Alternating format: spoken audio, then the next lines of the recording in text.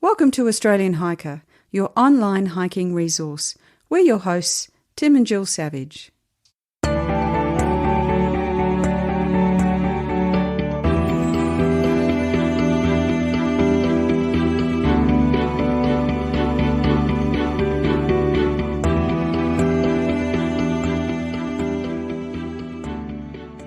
This is episode 137 of the Australian Hiker podcast, and our first episode for 2020. I must admit, we originally had plans for this episode based on an assumed set of weather conditions and environmental conditions. And as most people would be aware, we've got some fairly major bushfires occurring throughout Australia in a number of states that have impacted on a lot of our natural environment. And over the last week, I've been thinking about the impacts that the bushfires are having and what this means both in the short term and the long term from a hiking perspective. And as well as that, I wanted to have a look at where the hiking industry is heading in 2020. And we've previously talked about the future of hiking, but this is taking a more up-to-date look to see what's happening here. And that includes a number of new proposed trails that are due to open in 2020, as well as others that are forecast for opening in 2021 and 2022. So we're going to go through and have a look at those and then talk about where we're taking the Australian Hiker podcast for this upcoming year. We hope you enjoy.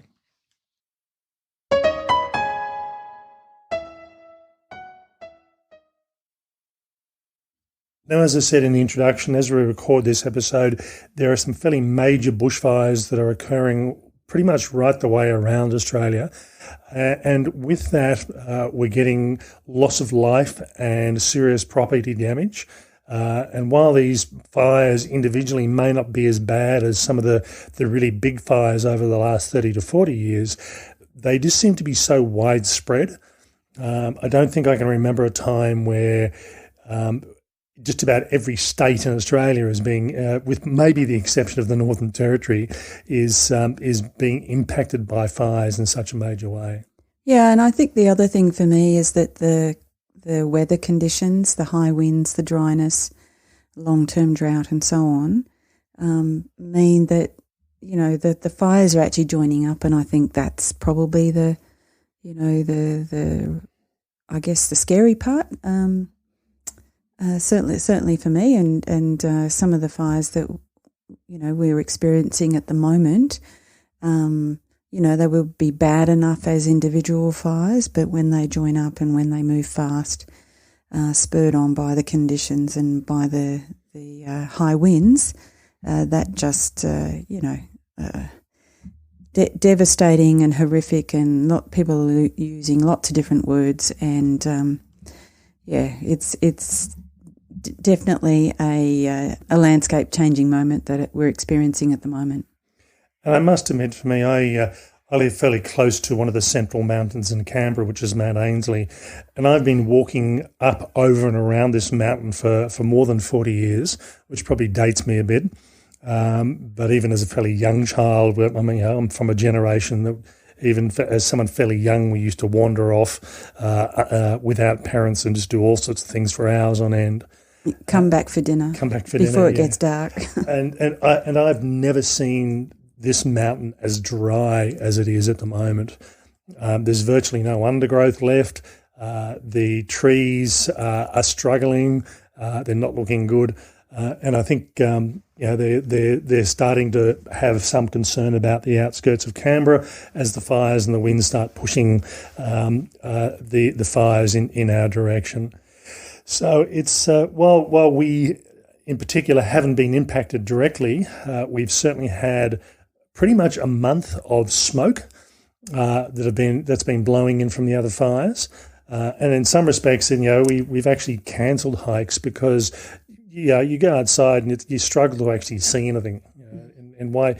It's one thing going for a walk, but why go for a walk in the bush when you can't actually see what's going on further than short distances? Yeah, and I think there's a lot of talk about the health impacts of the smoke and the ash and those sorts of things that lots of people are experiencing. And, just to pick up your point about not being impacted directly. I mean, we certainly have family and friends who are impacted, who are living in those fire zones, and we know people who have haven't lost their lives, but they've lost everything else. So it is. I'm sure everyone else is in a similar position as well. They've got family and friends, and you wouldn't have to go too far to find someone that you know or that you love. Now, in relation to hiking itself, so as we said, it's not a good thing that we're losing lives and property. But if we bring this back to a hiking situation, which is what we're looking at, it is going to have impacts both short-term and long-term for what we're doing. And we just wanted to have a bit of a look at those. So my first comment would be, where is everyone? And I must admit, we try and do a walk on average at least once every week. Sometimes we miss that. Sometimes we might do 2 walks in a day, but we get close to that average over the year. And I think in the last sort of 6 to 8 weeks, I don't think I've actually seen anybody, apart from the walks within the urban area of Canberra itself. I haven't actually seen anybody while we've been out walking. I think, as I said, we have actually cancelled walks as a result of the conditions at the time. A lot of the national parks in New South Wales are closed, as well as in the ACT. There's sections of parks, and when the conditions are severe, they close all the parks. So it does actually impact on people getting out and about in the bush. And I think for me as well, I keep a fairly close eye on both our own website and people coming and viewing us. I also look at other people within the industry, and I think people are not looking at getting outside. They're still thinking about hiking, but they're not looking at it in the short term. They're looking at what they can do when all these fires eventually do die down, and they will. But whether it's in a matter of a week or another month or so before, as the weather starts to cool down. Well, I think it's a difficult one because you want to get out and you want to enjoy it, and if the conditions are too hot or too dry or too smoky, or the park's closed, or God forbid there's fire, then that makes it hard to enjoy it. So in the short term, you can kind of understand why people are making those decisions if that's what they're doing. I think I'd agree with you to some extent that sometimes it's a bit of a surprise when we see somebody on the trail in recent times, and not always has been that way. But you can appreciate why they might be avoiding or making other decisions or deferring particular walks and so on. And also from us on a personal basis, we were supposed to go down and stay with family on the New South Wales south coast, and 2 houses immediately adjacent to where we would have been staying have been lost, and that was only today. But we had actually planned over the Christmas period doing a series of 10 hikes of varying lengths over a period of a week. And we just decided that, look, given what was going on over the last 3 to 4 weeks, we'd keep away from that area. And I think it's probably been a good move. So I've spent a lot of time doing a lot of planning and a lot of administrative stuff, which I'd been putting off for a while. Yeah, and I think at one stage we thought we might be, being overly cautious and not necessarily, I guess, pitching it the way it was going to end. But given recent days, I think we made a good decision, Tim. And the other thing is, it would have been nice to spend time with family, but when they're preparing for a bushfire, the prospect of a bushfire to come through, you don't really want to have house guests, I don't think. Now, the other thing that's also going to impact the industry in the short term is certainly Christmas is one of the peak periods for retail stores to sell a lot of equipment, both online stores and bricks and mortar stores. And I think this is just purely anecdotal. I don't have any evidence on this, but I do, as I said, I do keep an eye on what's happening within the industry, and I would expect that there would be a downturn in sales. And again, while this is probably secondary to, as I said, to loss of life and loss of property, it does certainly impact on the industry long term. People may not have as much work available for staff, and from a positive side, I suppose, from a consumer's perspective, there's been a lot of sales over the last month. I mean, really, the Black Friday sales in November ended up being Black Friday week sales. They had nothing to do with fires, by the way. No, they had nothing to do with fires. But and then leading into Christmas, there were sales, and then the Boxing Day sales.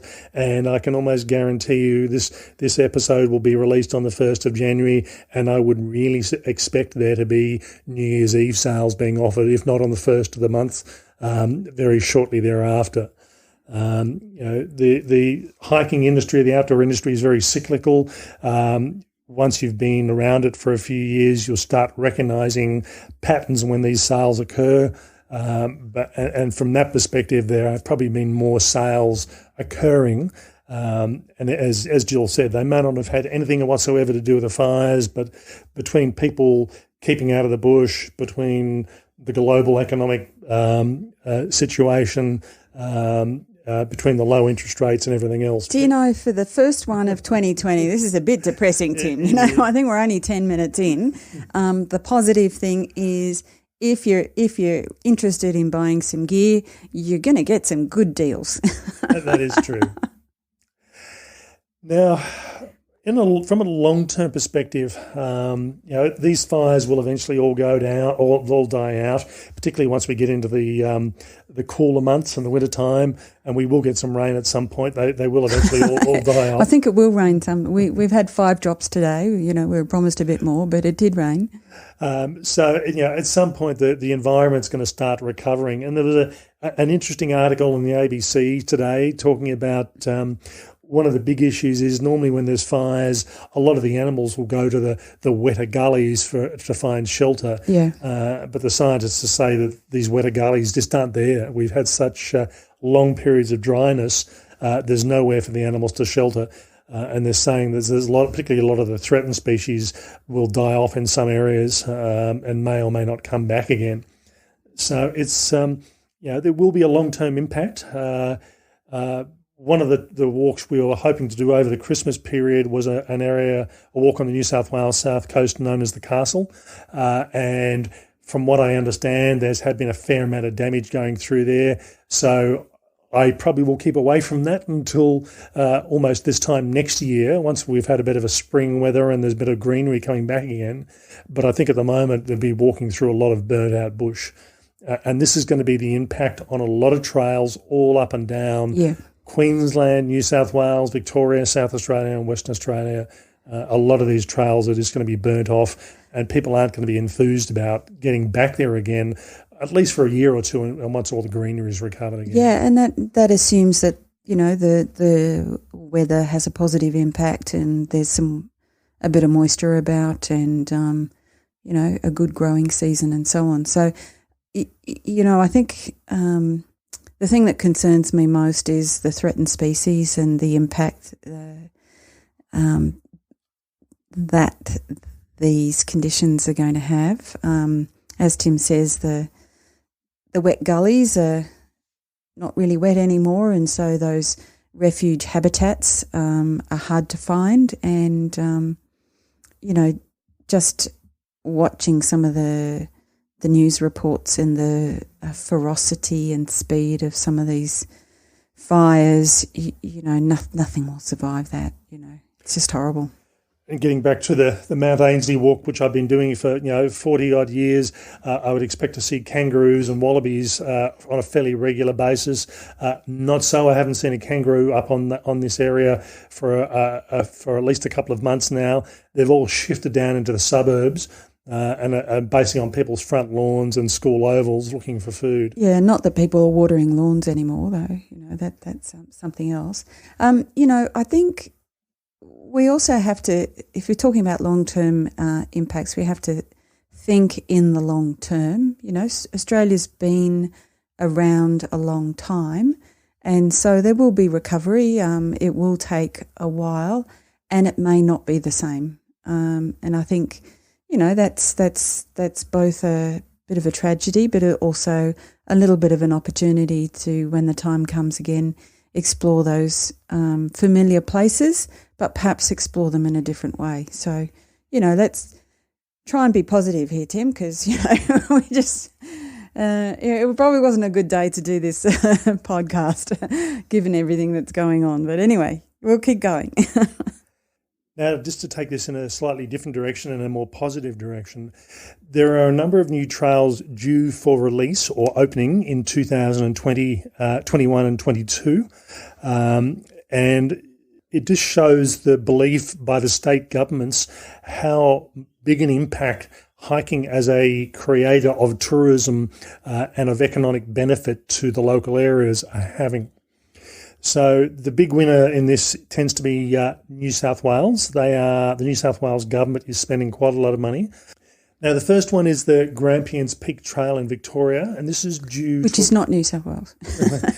which is not New South Wales, that's true. And this one is due to open in late 2020. It's the first section of it has been complete and can be hiked. It's a 3-day section. But the full trail will be 160 kilometres long with an estimate of 13 days to complete. And they're building a series of boardwalks and raised platforms along this trail. So this will become a premium long-distance hiking trail in that part of the world in Victoria. And do you have any idea of the cost that might be imposed for some of these new trails? Is that a trend that we're going to see continue? I think, I must admit, certainly with a number of these trails, in fact, probably with all the trails I've looked at tonight, there hasn't been any discussion of cost, but I would expect there to be a cost somewhere along the line. And I'll talk about that when I talk about Kosciuszko in a couple of minutes. So the Grampians Trail really will be looking at the write-up on it. As I said, it's due for opening in late 2020. So I think this really will be a premium trail, and there is an online booking system for it. Now, partly this is due to keep a limit on the number of people hitting campsites at a certain date.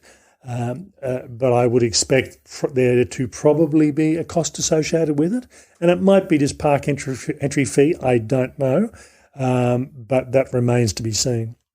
The next one, which I was looking at quite closely, which is in my local area, which is the Maramarang South Coast Walk.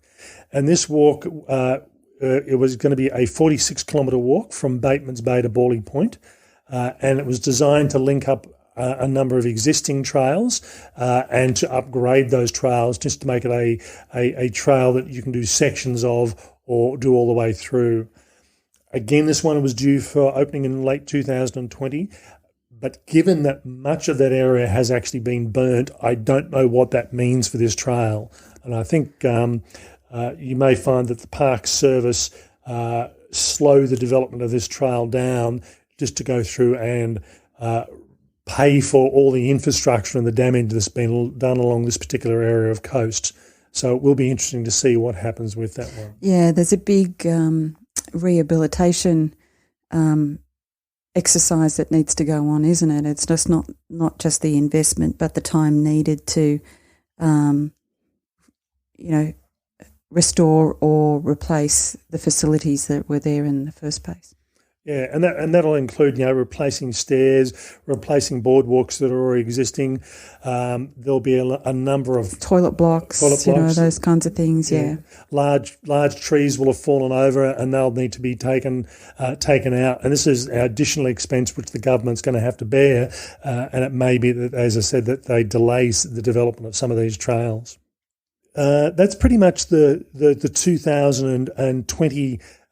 Walk releases. Now we shift on to 2021. There's a proposal for a new trail in Tasmania, which is currently known as the Philosopher's Tail. And again, of course it is. It is, yeah. They said that the branding and the name may well change by the time it opens, but at the moment, that's what, if you look up the Philosopher's Tale in Tasmania, this is what you'll find. And as I said, this is due for opening in 2021. It's on the west coast of Tasmania in the Tyndall Ranges. It's designed to be a 3-day, 44-kilometre walk. I haven't got the exact location on that at the moment, but it's again, it's putting, Tasmania tend to lead the way as far as development of new trails, and the idea being that there'll be huts or shelters and boardwalks and tent platforms where needed. And this will open up that area of the coastline. And it is being seen as a big tourist development and a way of improving the local economies. Now, the next one is new trails due for release in 2022. And that's the Snowy's Iconic Walk. And it's proposed to be a 44-kilometre walk from Thredbo to Lake Krakenbach. And again, they'll go through and put a series of boardwalks and basic infrastructure. Given the alpine environment is reasonably fragile, they don't tend to put toilet blocks in the middle of anywhere, in the middle of nowhere. It'll be more about protecting the environment and encouraging people to move in a specific area without destroying the actual fragile alpine ecosystem. There are some very good walks within the alpine area in Kosciuszko and the other alpine parks. And this is an area that it's probably not really a wintertime hike. It's really going to be a summertime walk when the snow season's a bit on the slow side, to encourage people up into the Australian Alps. Now, cost-wise, there probably won't be a cost for doing this walk. However, there is a cost of entering the Kosciuszko National Park. And Kosciuszko National Parks is probably one of the dearer parks to enter in Australia. I just renewed my 2-year All Parks Pass, which includes Kosciuszko, and that's around about $370 for 2 years. It's a fair amount of money. That's for a vehicle. That's for a vehicle, and there might be 3 or 4 or 5 people.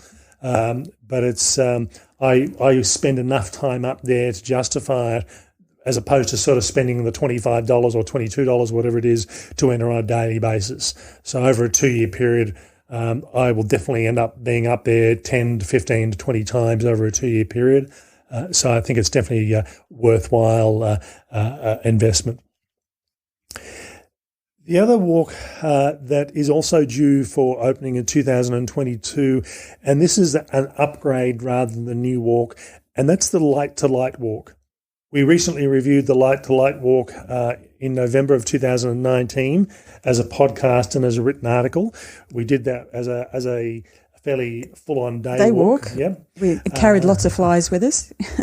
And this is designed as an upgrade. And it'll be a 4-day, 30-kilometre walk, which is pretty much what it is now, from Benboyd Tower to Green Cape Lighthouse. But again, they'll go through and put in more formal shelters, as well as better infrastructure and boardwalks where need be.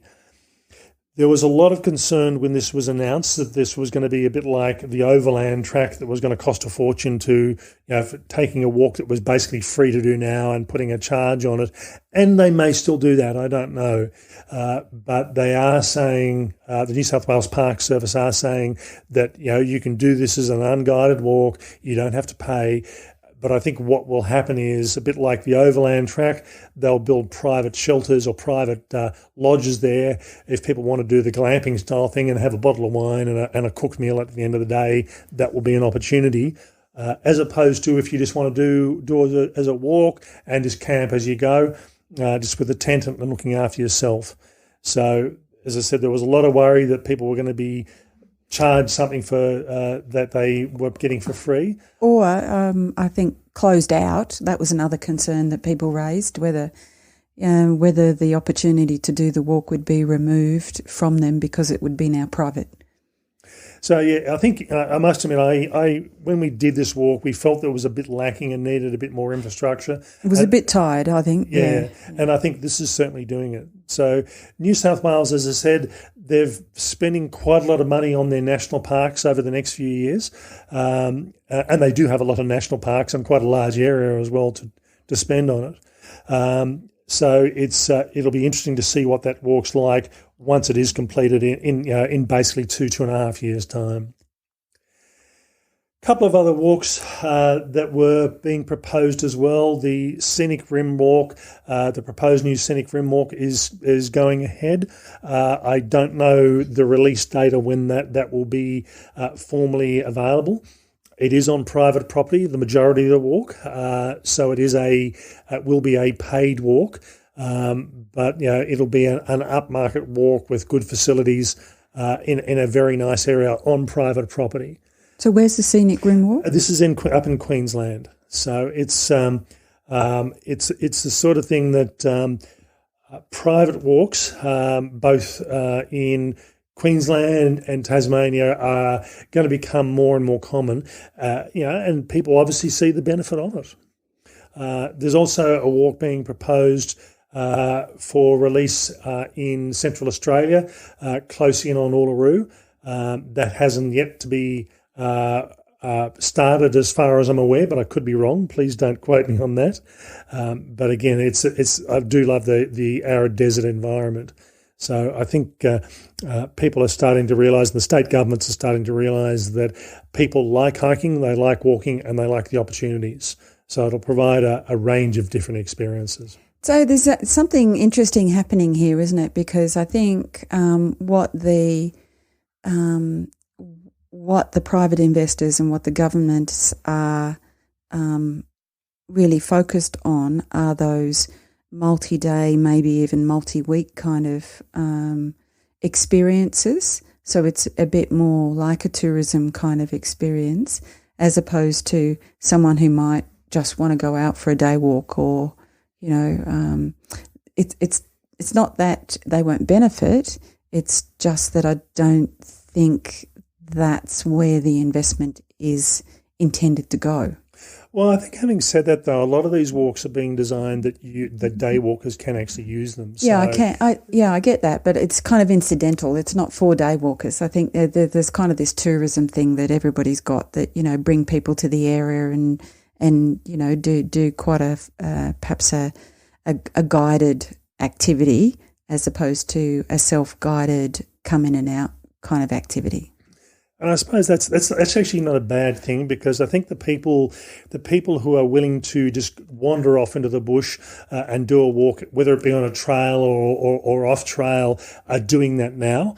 I think getting a new type of hiker into the market that wants to be looked after, wants to be pampered, doesn't necessarily want to sleep in a small tent. But I think also they probably want a better trail than the person who's willing to do the self-guided thing and to step over the trees and to, just make their own way, if you like. Yeah, that is true. Okay, so that's our walks for the next few years with the of, and I'm sure other state governments will be looking at this. I think we mentioned earlier on, as in one of our newsletters, the South Australian government's also got a proposed walk that's roughly about 60-odd kilometres. I haven't heard much more about that, and I couldn't find any more about it today when I was looking. But every state government is looking at how they can get people out in nature and how they can preserve the environment at the same time. So, despite us starting off as on a really negative note, we've got a really positive forward-looking outlook for hiking and getting out into nature and the investment that particularly governments are making. Okay, now just to finish off this episode, one thing I just wanted to talk about was the Australian Hiker podcast for 2020. Last year, 2019, we released 46 episodes. This year we've actually scheduled 38 episodes, which was originally what we had planned to do, which was 2 episodes a month, and then on top of that, a bonus episode each month. Last year we just had so much on that we ended up doing a lot more. And in most cases for me, getting a podcast to air takes around about 10 hours. So we're going to be trying to schedule our types of episodes, so trail reviews, industry and hiker interviews, and hiking practice, trying to schedule those a bit more regularly. And I'm in the process of trying to set up a series of interviews at the moment. And our next episode, which is due for release on the 15th of January, is due to be an industry interview, but I'm still finalising the topic for that one. So it'll be an interview, but I'm just not quite sure who that will be with yet. I'm talking to probably about 5 or 6 people and setting up interviews at the moment. So it's a matter of everyone's on holidays. Who pops out first? Is that right? Yeah, that's pretty much about it. Yeah.